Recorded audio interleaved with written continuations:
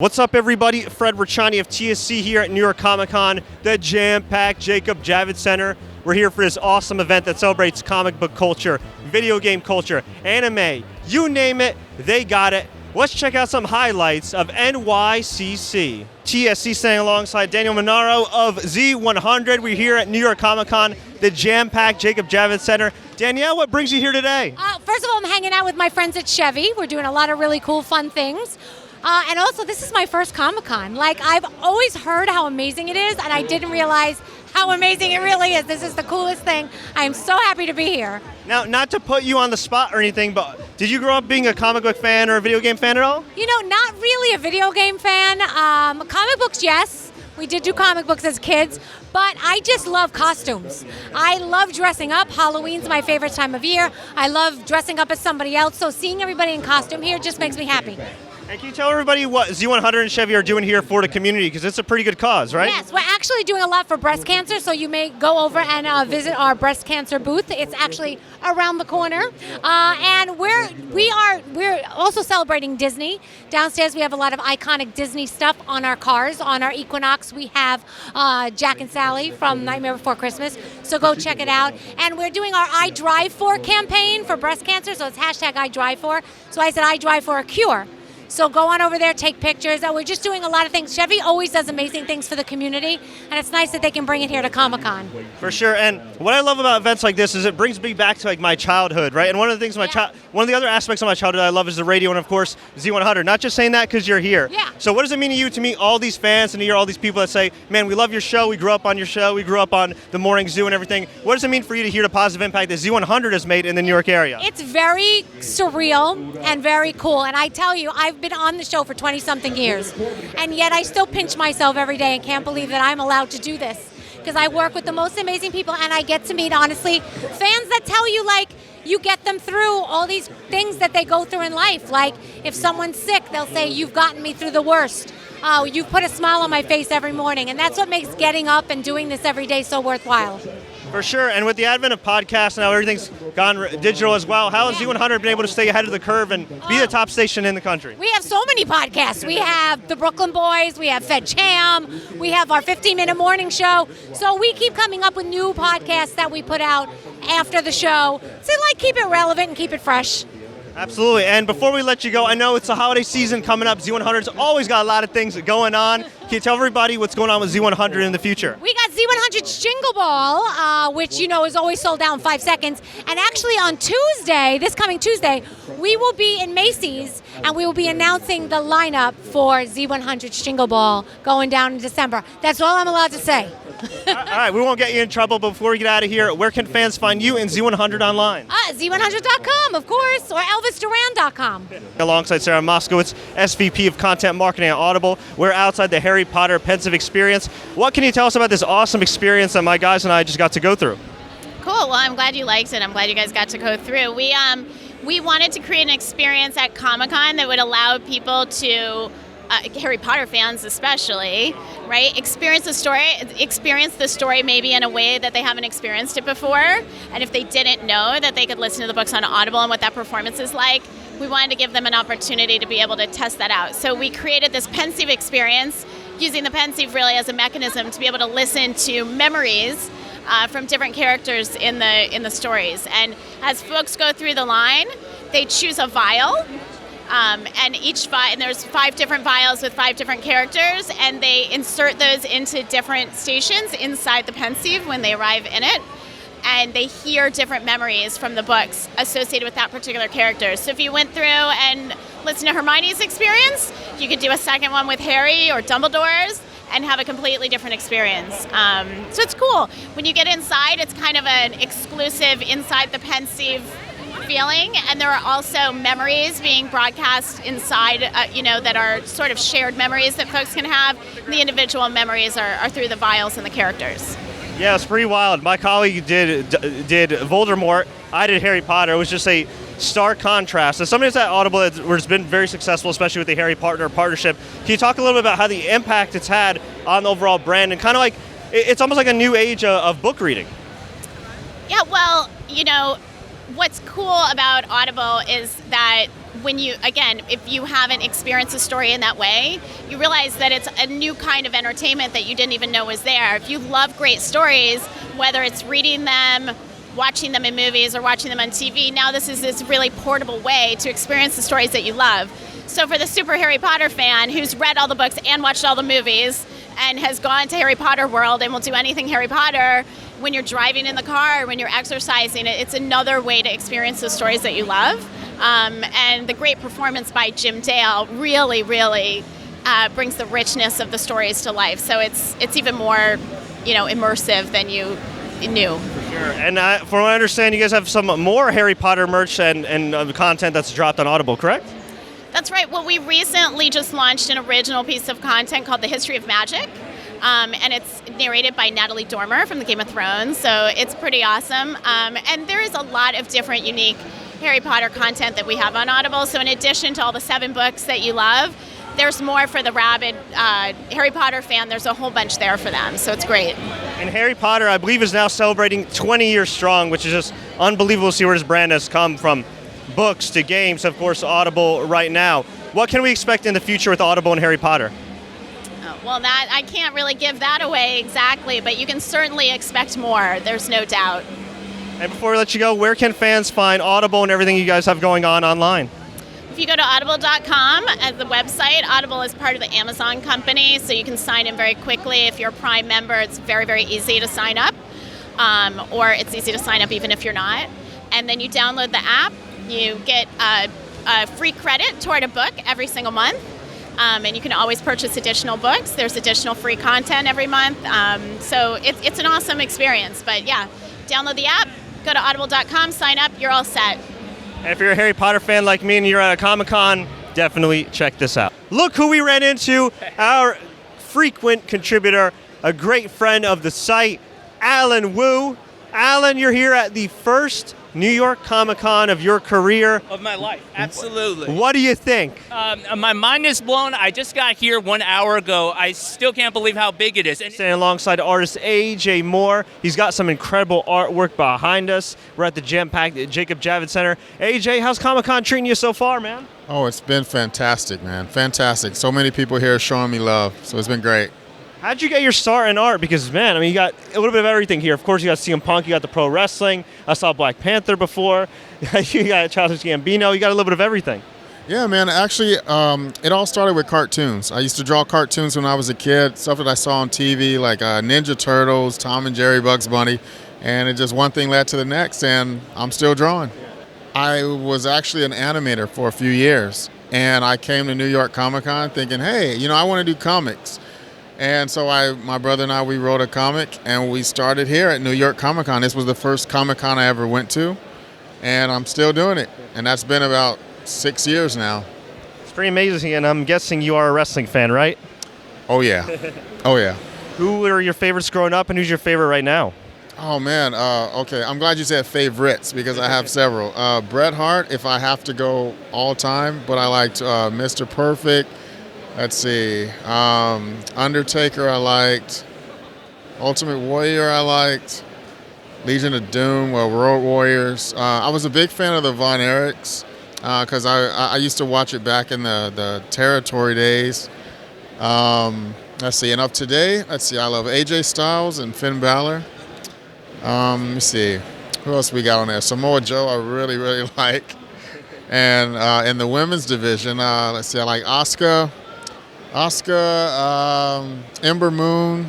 Ember Moon's really, really good. I love me some Ruby Riott, too. She's great. Oh, man, I love me some Ruby Riott. So, yeah, just to name a few, but I could go on and on. Have you had a chance to work with any of the wrestlers that you've created here? Because, they're looking great. No, I actually have not, but I've met quite a few of them.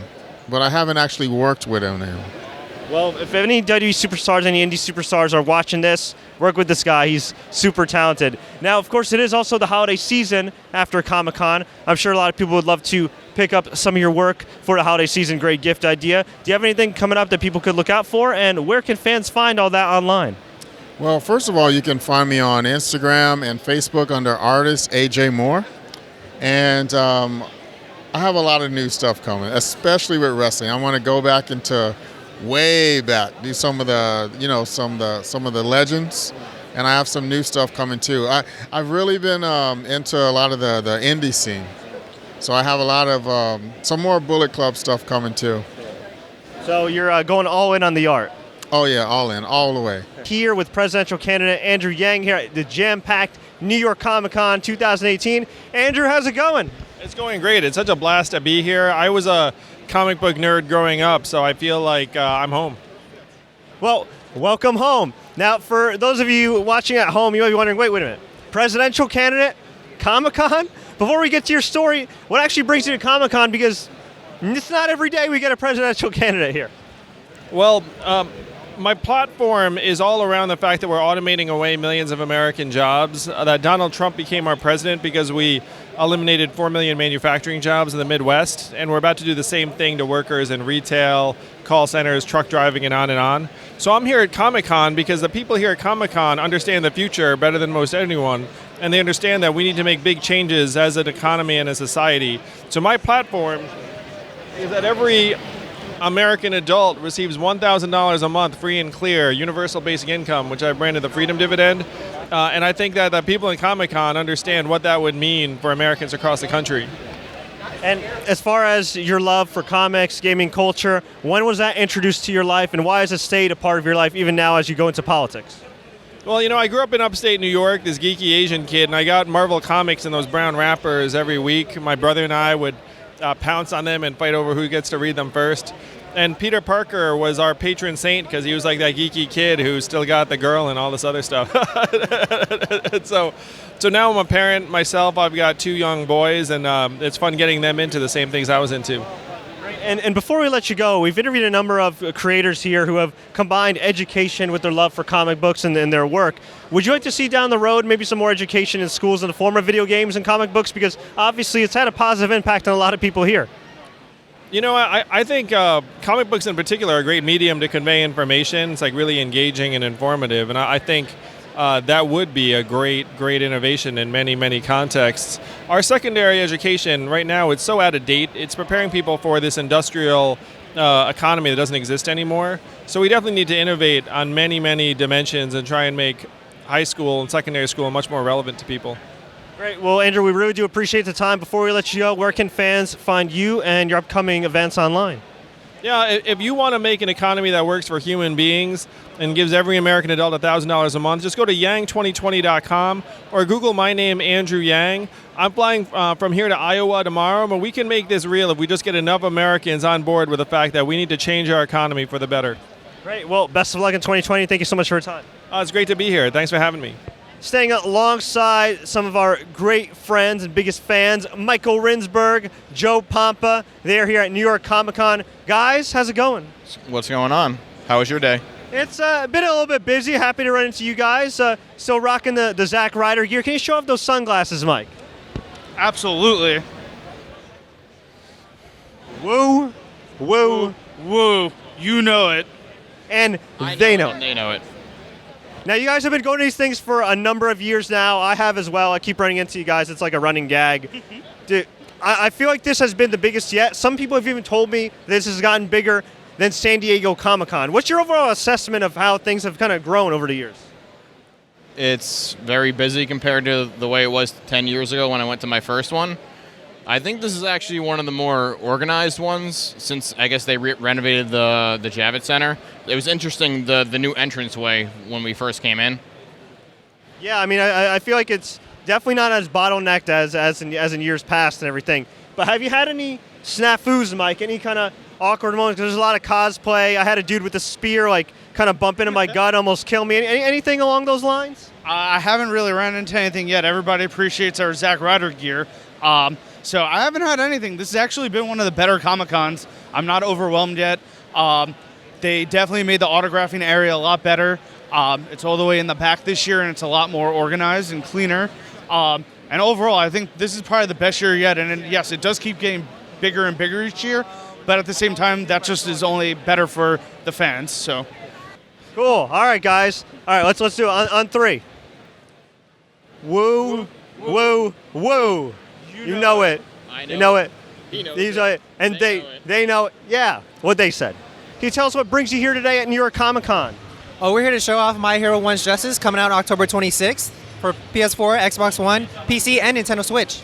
It is coming out so soon. My Hero 1's Justice with so many different characters. We've seen the reception. People are super excited for this game, so we're showing it off.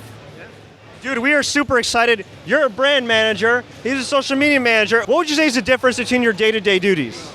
Well, I'm more into the back end, mostly just working with the development team, with the production team, really making sure that this game is right for the fans. I'm the guy who's in front of the camera, all right? I like to show you guys what's going on with the games, show you guys how you can play it, introduce you to new people that are playing it online, and then I also manage all of the social content that's going out for the game, sending out all of this information for you to pick it up in the right time.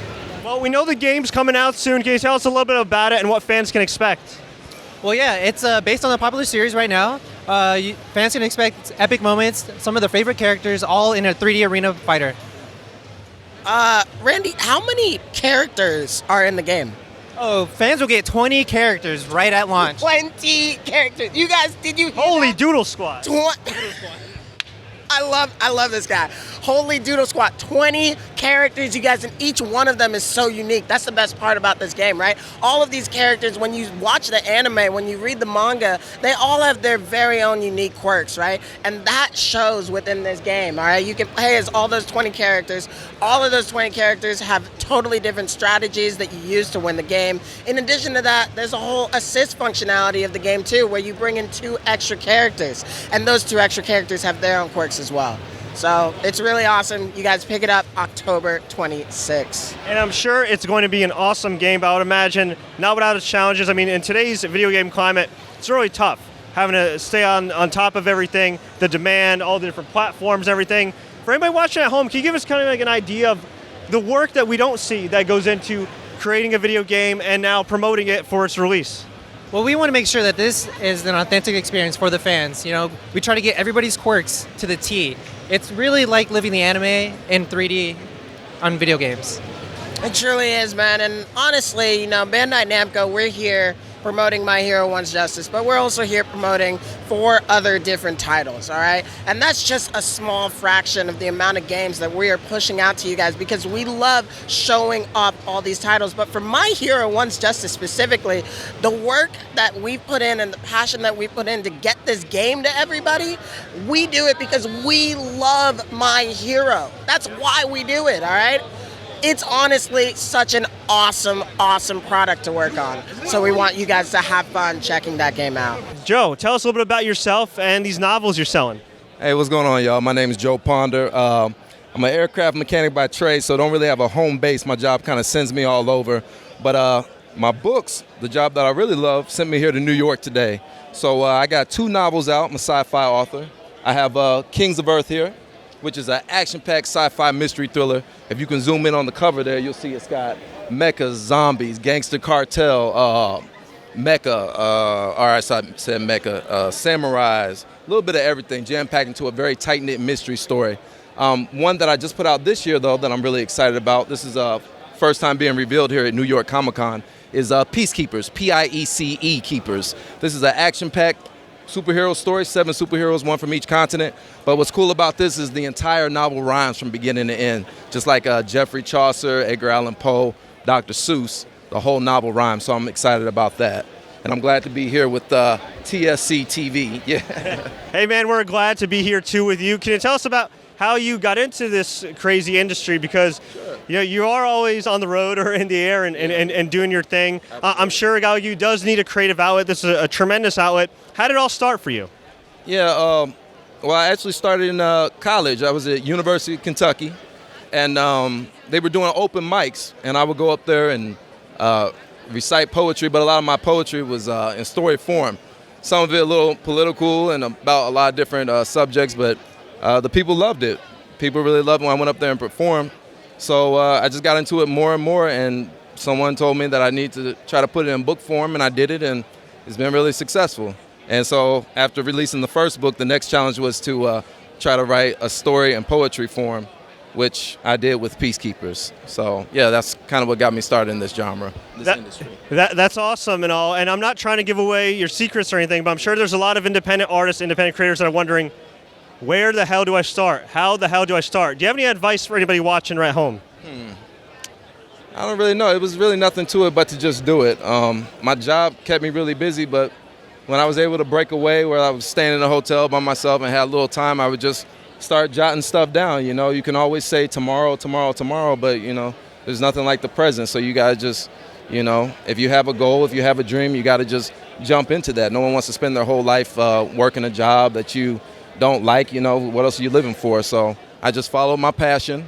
You got to do the work. There's always hard work. Follow my passion, did the hard work, and did it. But as far as putting the book out there, I actually used Create Space to put that out there. So you all should check out createspace.com if you're trying to release a book. They help you hook up your cover. They have editing services and everything you need. But yeah, it's just nothing to it but to get out there and do it. And these Comic-Cons are great for getting your product out there, and they're a lot of fun. I come out here for the guests and the celebrities and everything, you know. So I love being out here, man.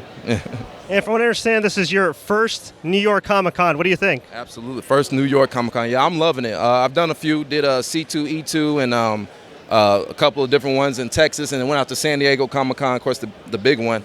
But this is just day one. It's a Thursday. I didn't expect a lot. But I'm seeing all the people out here in cosplays, and, I mean, they're coming out in droves, so I'm loving it. Meeting a lot of great folks out here. And just New York in general is always great. You know, I love the people out here, so it's a good time. There's nothing like it.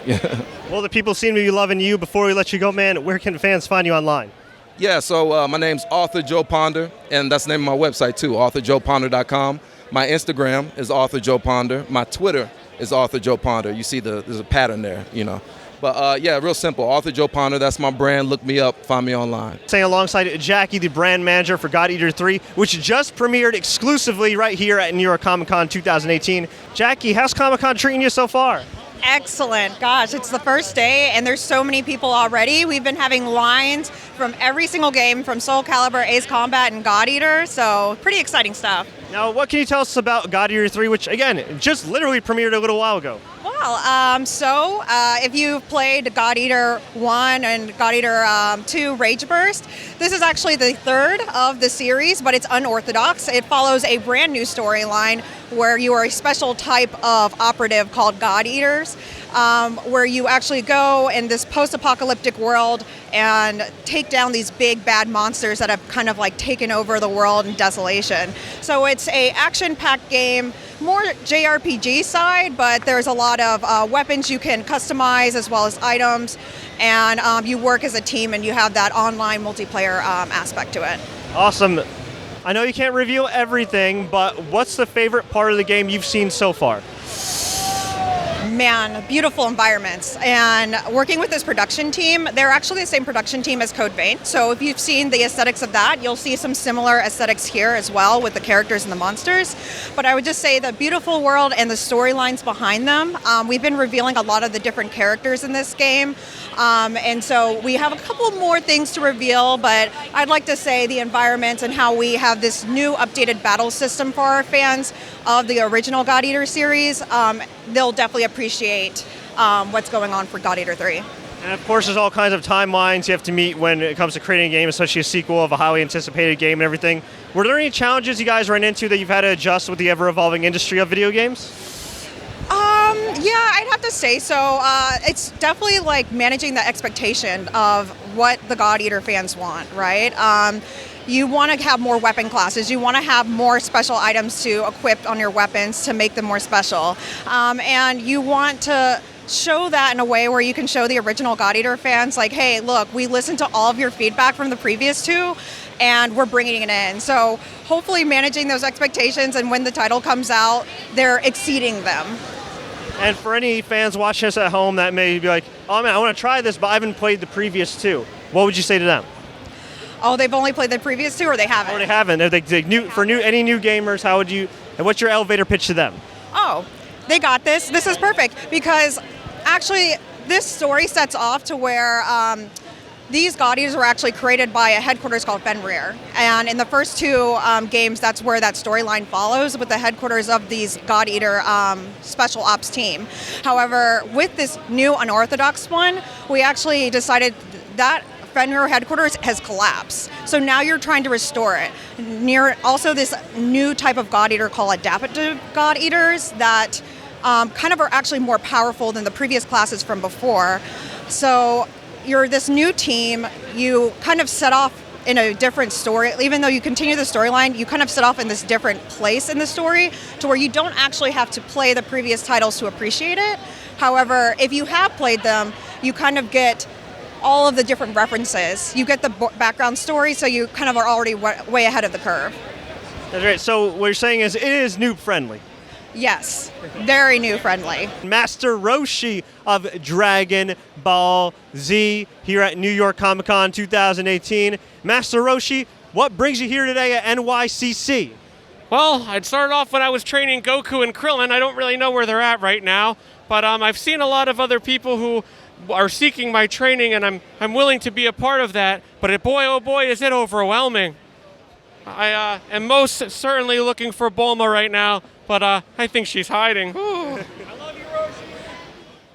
Now, Master Roshi, you've gotten a lot of fans here, but you have some critics too that say, maybe you should slow down with age. Maybe you should stop chasing the women. Maybe you should stop being the Ric Flair of anime. What do you have to say to that? Well, I say never slow down. The only way to get better is to keep growing and keep getting stronger. And as for the women, woo! Now, what are your thoughts on the video game depictions of the world you're a part of, the Dragon Ball world? I love it. I love every piece of it. Fighting is a very important tool when used correctly, and I think that under the proper tutelage, such as myself, video games and fighting could be portrayed in a positive way. And is this your first time at New York Comic Con? No, this is my third time here as Master Roshi in New York Comic Con. And how would you compare it to past events? Because I feel like this has been the biggest Comic Con yet. It seems the biggest, that's for sure. Every year seems to get a little bit bigger, even bigger than the San Diego Comic Con possibly. Now, before we let you go, Master Roshi, we really do appreciate the time. Where can fans find you online? You can find me on Instagram, MattyCash720. Give me a follow, give me some hearts. Thanks, guys. That was Master Roshi? Thanks, man. Master. Well, folks, I hope you enjoyed this special look at NYCC 2018. We thank you so much for joining us. If you enjoyed this feature, please feel free to check out our YouTube channel, youtube.com/thesportscourier. Visit our official website. Find us on Facebook and Twitter, Instagram. We're all on there. And as always, enjoy the games and the comics.